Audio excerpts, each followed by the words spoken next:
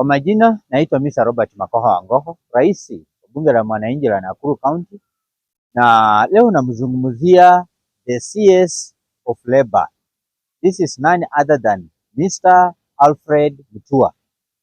Na Wakenya wale ambao wako macho, wako ngangari, around the year 2008, 2007, 6 there is this man Alfred Mutua used to act a very interesting show called the Cobra Squad.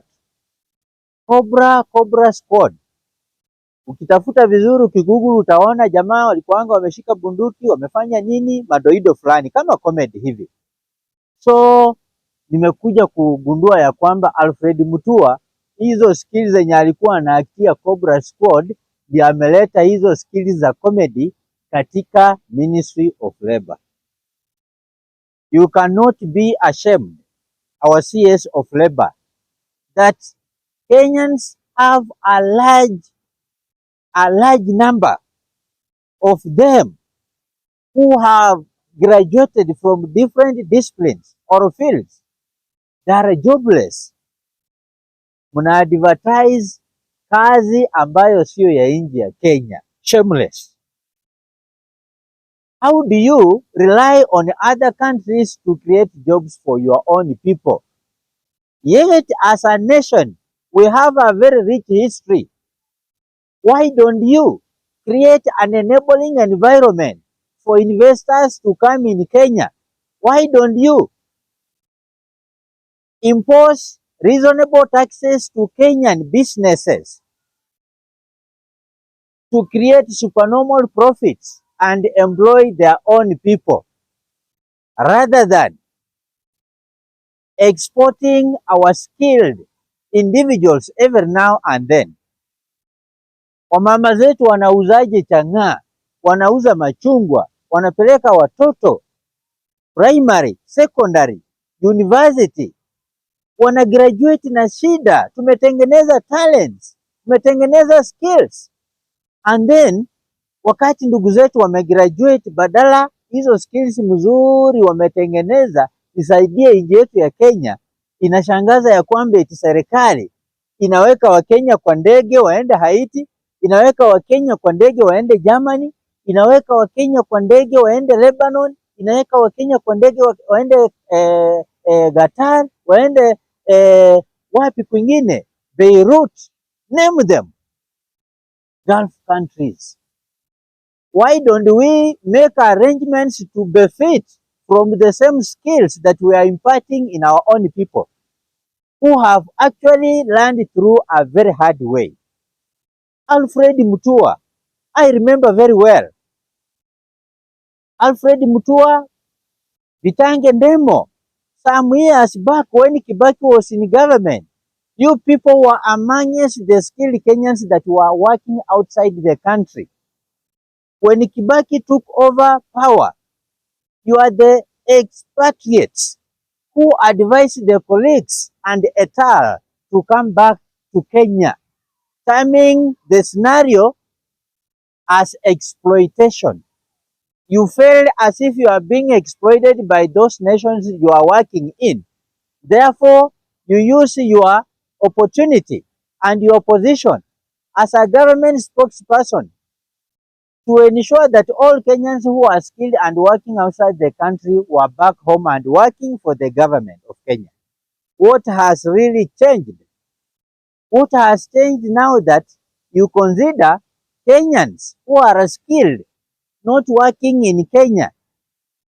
You are not advising the government to create jobs, but you rather advise the government to take our people in the countries which have got so many issues. Tell me a single day we have seen a plane alighting at the JKIA without a casket. When you follow the case up closely, you are informed that this is a Kikuyu girl from Nyeri. She had gone in a Gulf country to work there.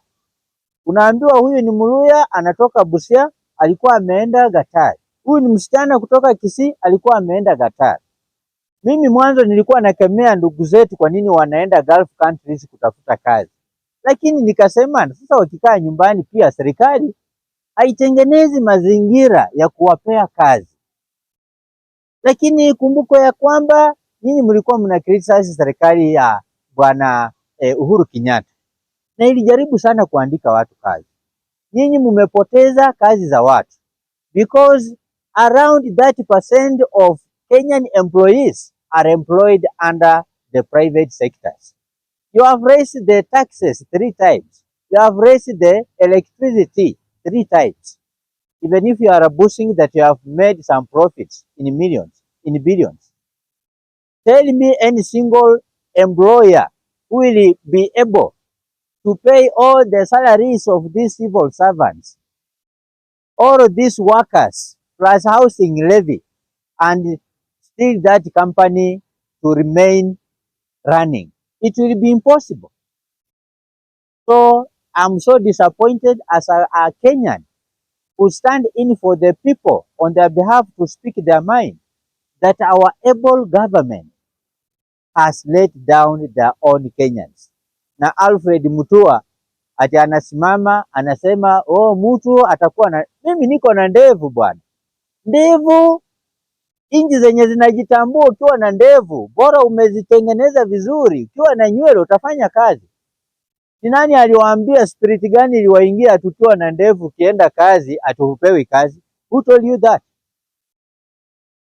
Engineer hiyo ndevu yake haimu direct mahali popote.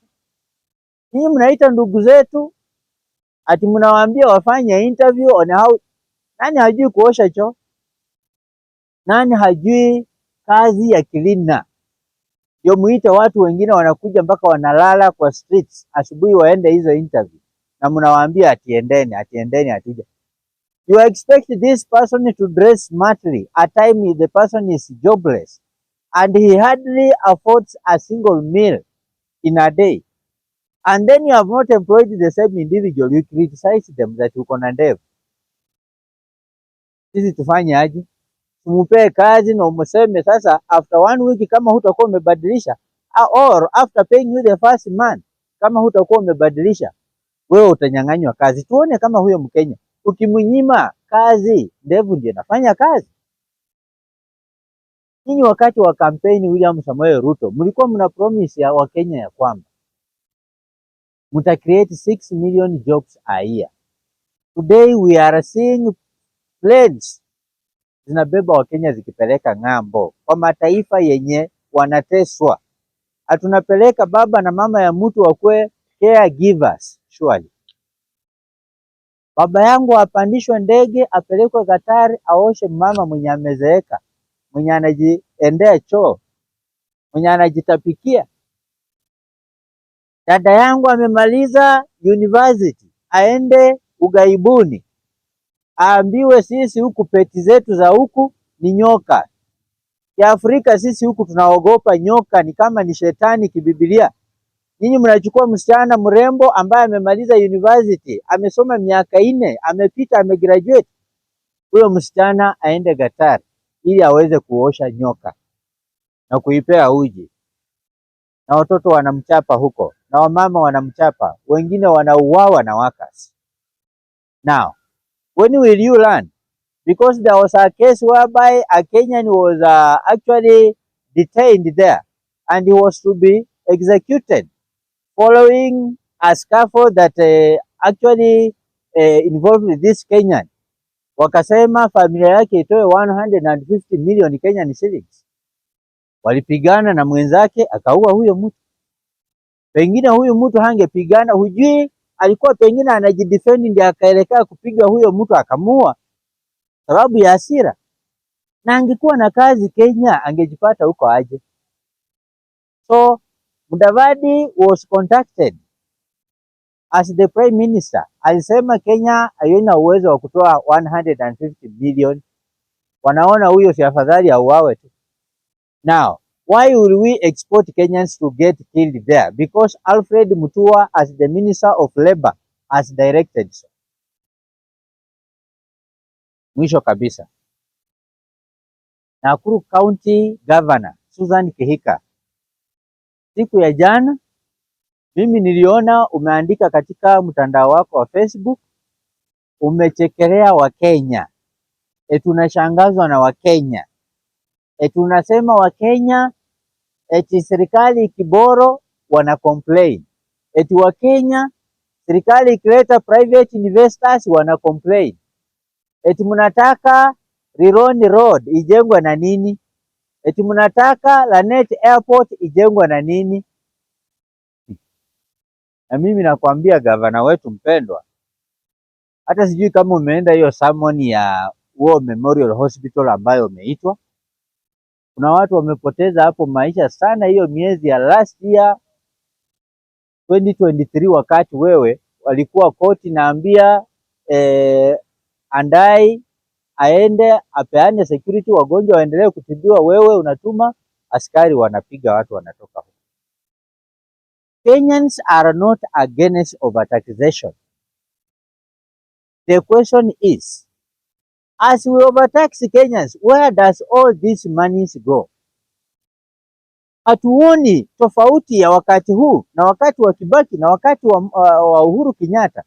Maisha ni yale yale, lakini Wakenya wametoa pesa mingi. Mwanzo mlikuwa mnasema it is because of the effect of inflation rate global wise. Mlikuwa mnasema mafuta vile ilipanda dunia mzima ndiyo ilikuwa inaleta hiyo effect. Hiyo effect ilikwisha zamani. Why are you overtaxing Kenyans and Kenyans cannot see where the monies are going? At time we see the same politicians dressing or putting on watches worth 6 million surely. How much can 6 million Kenyan shillings do for 10 Kenyans? Hawa ni watu zitawasaidia wasome mpaka university na watapata mpaka kazi. Lakini mtu anaona hiyo 6 million avae saa kama hii yangu. Why? How will people know that the watch on your hand is worth 6 million Kenyan shillings? We are not against the private investors. But why will we weaken our own private investors in Kenya and bring international investors who have got corruption cases going on in their own nations? Adani ametajwa katika mataifa mengine kuwa amekuwa corrupt, na sasa amekuja Kenya ambapo viongozi pia ni corrupt. Mimi juzi nilikuwa nacheka sana Mama Samia Suluhu. Ilisemekana ya kwamba alikuwa anakuja Kenya kuomba msaada kutoka kwa William Samoei Ruto, rais wa Kenya, ati amsaidie mbinu ya kufight corruption. My mother, have you run short of individuals who can advise you? How can you approach a corrupt individual of the caliber of Ruto and you claim that is the one who is going to advise you on how you are going to carry on with fighting corruption vices in our country? You are wrong. So sisi tunasema ya kwamba Wakenya mmejifunza ya kutosha. Wewe mama yetu sasa ni Kehika, shughulikia watu wa Nakuru, fanya kazi, unaweza rudi.